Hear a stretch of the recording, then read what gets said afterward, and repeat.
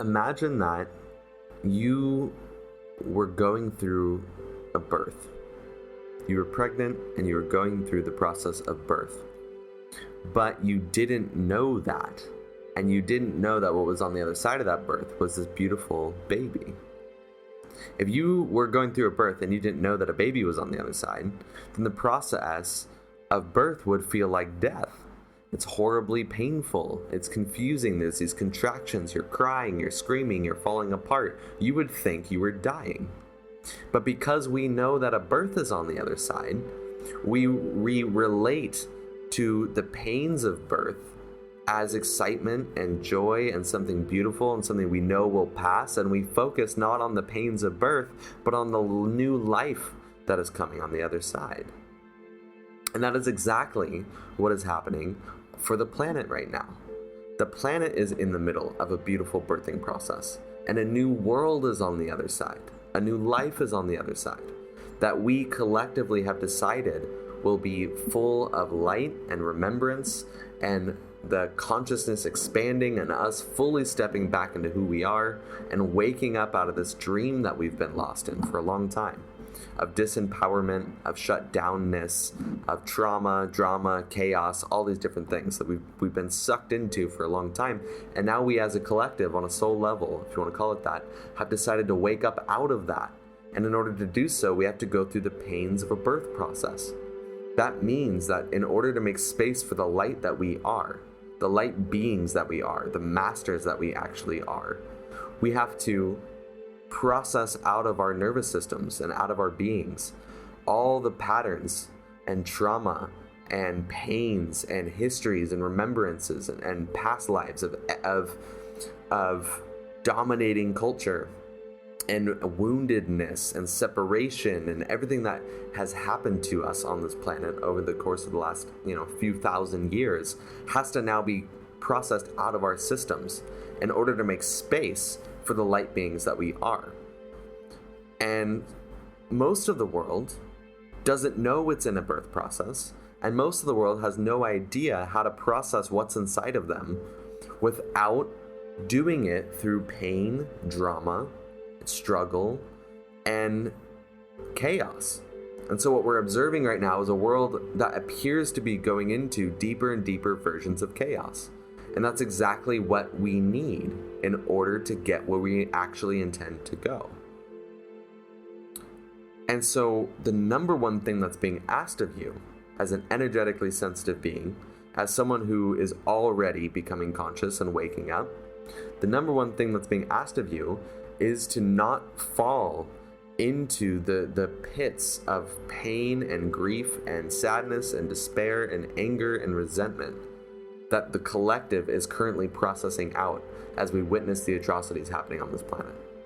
We are being asked to hold the vision of the new world that is coming and to continue to anchor it as the rest of the world gets the message and is in the process of processing everything out. We are the space holders. We are the earth doulas. We're the ones who have volunteered to wake up first, step into our power first, and hold the space for a planet who doesn't realize what's actually where we are going and what's happening. And it's our responsibility that every single time we see more and more pain in the world, our response should be to fall back into ourselves and anchor the light and the love even more powerfully. We need to be the ones who are as committed to love as other beings are to committed to hate. When people commit to hate or commit to pain, they commit. They do it fully. They hate, right? It's like almost an intensity. We need to have that exact same intensity with love. We need to be so radically committed to God, to Goddess, to this planet, to life, to the beauty and sacredness of life that we are anchoring the love, and I know I will not waver. I see your pain, I see your process, and I know that it's what's needed right now, and no, I will not step out of the light. No matter what I see, no matter what other people say about it, no matter what other spiritual people think about it, who say that that's not enough or being too passive, that's you having your process, working through the collective crap That's totally okay, but I will anchor the light for the benefit of all, and I will not waver. And the more dark I see the world get, the more light that I'm going to bring, because that is the medicine that is needed. And I am too busy being committed to the solution to get lost and drowned in the problem. And the message for the people who are still lost in the dream and are waking up, the planetary message, by watching Amazon on fire, soon to be Pacific Ocean collapsing, soon to be economic systems falling apart, and all the different things that we see and probably will experience in the new future, that is the Earth volunteering to help her children figure out what can and cannot happen on this planet. One of the beliefs that we as a spiritual community need to learn to let go of is this idea that we are hurting the Earth and that she's this disempowered being that is falling apart because of us. The Earth is not disempowered. The Earth is a highly conscious, multi-dimensional space being that is absolutely aware of what is happening and what she's allowing to happen. Helping her children get the message, helping her children wake back up, helping her children realize what can and cannot be done, what types of chemicals can and can't be used, what types of beliefs need to be transcended in order to create harmony and balance on this planet. The species are volunteering right now by volunteering to disappear, by dying away. The ice caps are volunteering by melting. The Amazon is volunteering by setting itself on fire, or by being set on fire. The ocean is volunteering by collapsing. The coral reef is volunteering by disappearing at a rapid rate and helping us get our messages. But if we think that, oh my God, what have we done to the Earth? That is a very disempowering story of exactly not recognizing how powerful the Earth is. You know, when the Earth, if the Earth really wanted to make a shift and really wanted to deal with, the parasite that is the human being, if she really felt that way, she could pull the trigger on a super volcano real quick. When she felt it was time to make a change 65 million years ago, a meteor came crashing down on this planet and wiped out 93% of all mammal species within the matter of days. We're talking about an intelligent being that has been thriving in existence for over 6 billion years. You think that a few thousand years of modern civilization that is a byproduct of the planet herself, that's connected to the planet herself, is going to suddenly take her out? Don't worry. If she really needed to make a change, she would, and she will. But she's in a cooperative volunteering endeavor with us to help us wake up. And once we wake up, we will use the power that we actually have to come back around and clean up the world. And you say, well, how could we possibly do that? Irreparable damage is happening to the ecosystem and the planet. How could we possibly turn it around? It's too late. Really? It's not too late, because imagine, in the past, we've had occasionally a spiritual master show up, an enlightened being show up and do some incredible things physically on this planet. At least we've heard of that possibility. The idea of a Moses showing up and parting the Red Sea, or a Christ turning water into wine, feeding the people with fish, and many, many, many more examples that I can't think of right now, but people who have come and realized that we can alter physical reality from a space of mastery. And now imagine that the collective has decided that it's time and we're ready for all of us to begin to realize that we are that we are the divine in form, that we carry that same level of power and mastery and love and capability, that we can heal with our hands, that we can reverse it all. And imagine a world where millions of people show up, embodying their unique expression of that level of power. 1 million people showing up that way can walk around this planet and clean up everything. And we will. We will, right alongside a world government or a planetary government system that has finally decided that the only thing that makes sense to do is to bond together and bring this world back into harmony. And so we'll do it on a government level, we'll do it on a spiritual level, we'll do it on every level on the other side of this process. We'll reverse it all. And we'll realize as we continue to explore quantum physics, we continue to explore the multidimensional nature of reality, and we'll go, wait a second. Past and present aren't linear. Time and space can be played with. And based on the quantum potential, there's not one version of Earth. There's infinite numbers of Earths and parallel realities and dimensions. And we're choosing which one we collectively are experiencing right now. And when we get this on a big enough scale, we can sit down as a collective, as a planet, and shift our vibration to a parallel version of Earth where everything's absolutely fine. There are versions of Earth right now that are in complete chaos. There are versions of Earth right now that are somewhere in the middle. There are versions of Earth right now where everything's perfectly fine. The oceans are fine. The ice caps haven't melted. Everything is perfect. The Amazon is thriving. All the species are alive and well, waiting for us to choose as a young adolescent spiritual human being, very, very young, this is all extremely new, to wake up and begin to shift back into where it's already harmony, to choose what we would actually like to be experiencing on this planet. And we can only do that through a renaissance, an explosion of consciousness. And the Earth is supporting us in that journey.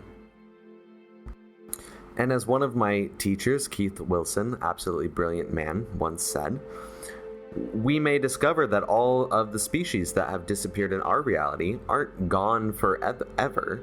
They've simply shifted into a parallel version of Earth where they are waiting for us to realize this and go find them and discover where the frogs have gone, where the bees have gone, where the ocean has gone, where the coral has gone, and waiting for us to bring it all back.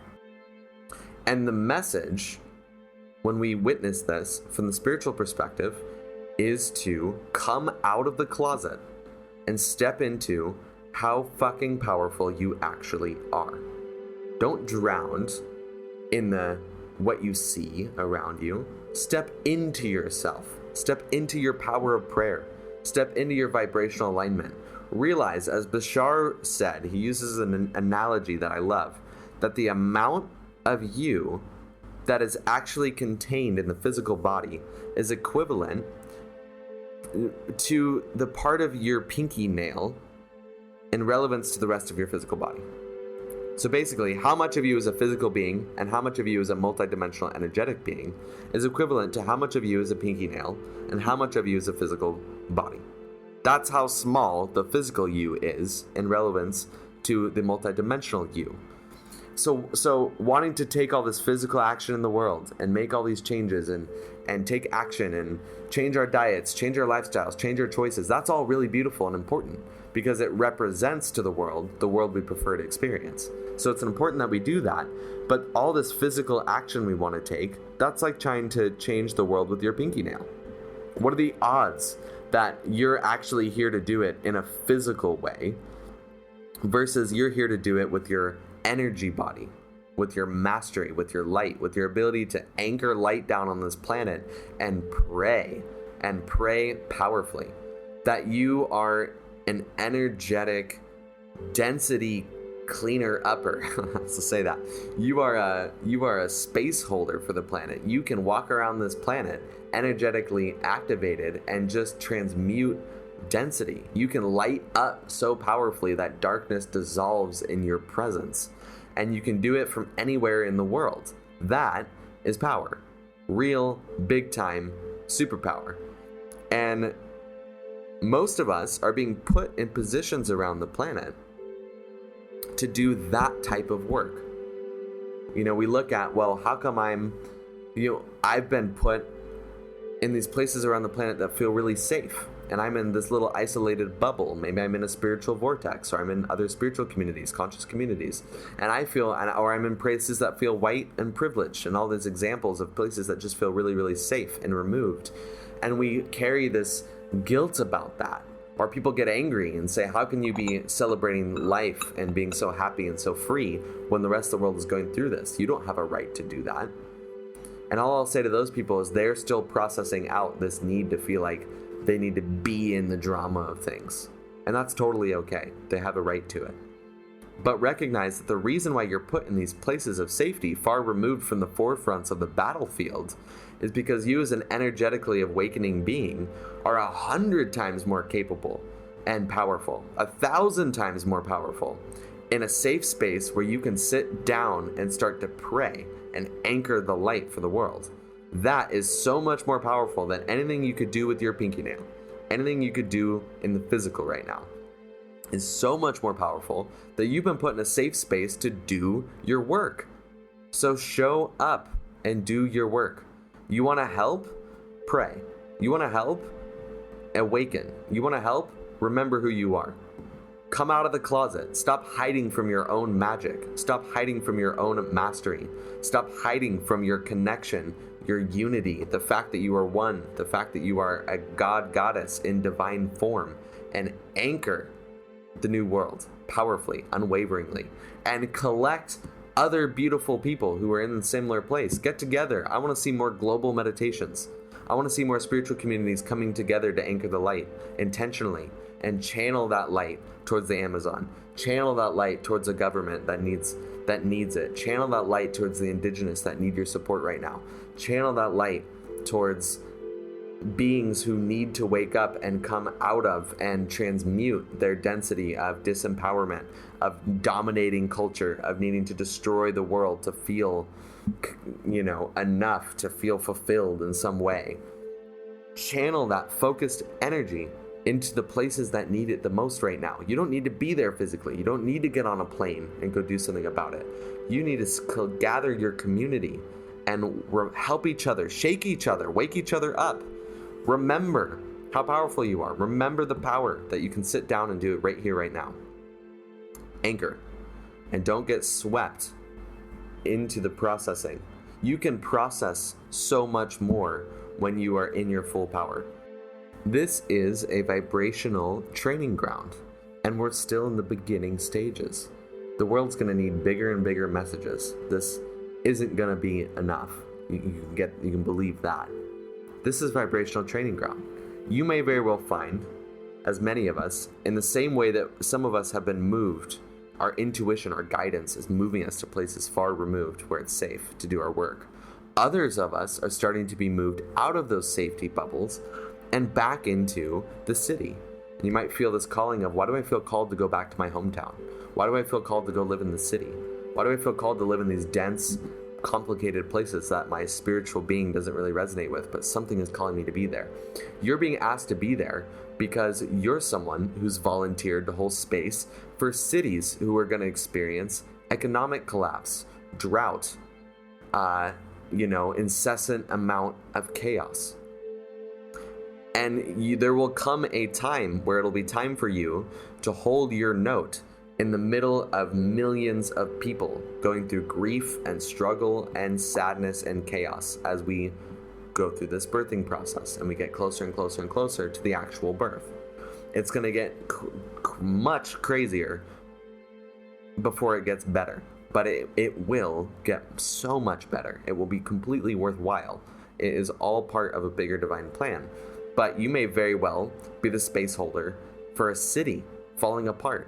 Are you ready for that?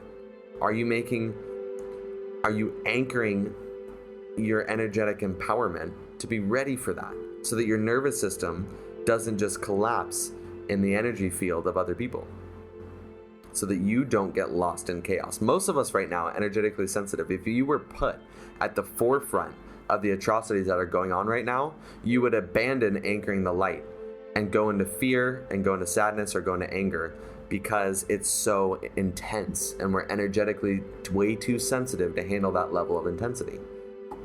And there absolutely is a place where you will be ready for that, but it's not now. So focus on the training. Focus on what you came here to do. Realize that if you actually activate, it's not hard to do, but it involves a certain level of just waking up out of the dream and and rewiring the story of what it means to be energetically sensitive into something far more empowering. It's not difficult to realize that you are a walking transmuter of energy, and that your light and your love and your godliness, your goddessness is so powerful that you can literally hold the space for an entire city. You can hold the space for a war. You can hold the space for a genocide. And it will not affect you because it doesn't actually matter. If you're in a space where your energy fields outside of your physical body is being the transmuter of light or the transmuter of density, if you're walking around in that space, it doesn't matter how much density is thrown your way. It's all energy. It's irrelevant. It can go straight back to the light, straight back to the earth. It can be transmuted on our behalf very easily, very powerfully. And it does not matter how much. The quantity is irrelevant. The question is, how are you doing it? Are you processing it out through your personal nervous system? Are you experiencing someone else's crap and it immediately goes inside of you and now you're processing it? If you can't process one person's, crap that they're going through, it immediately shuts you down and you fall apart. What are you going to do when the world falls apart? And you're here to hold the space for it. We have to go way beyond what we've thought in the past we're capable of doing. And it's actually not difficult. You can totally do it. But that's what we're being asked to step into. And once you do, not only will you unwaveringly anchor the love and the light in the new world, but you'll be serving the planet on a scale that is 1,000,000 times bigger than anything you could possibly do with physical action, and anything you could possibly do by getting on the soapbox and yelling or shutting down or being angry at other spiritual people for what they are and aren't doing, or being angry at the world, or being angry at the privilege, or whatever it is.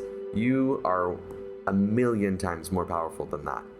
And if anything, this message is a call to action, to remember your real power and do the real work and do it from a space of love, and not to go into fear, even in regards to exactly how big you're here to play for the world energetically.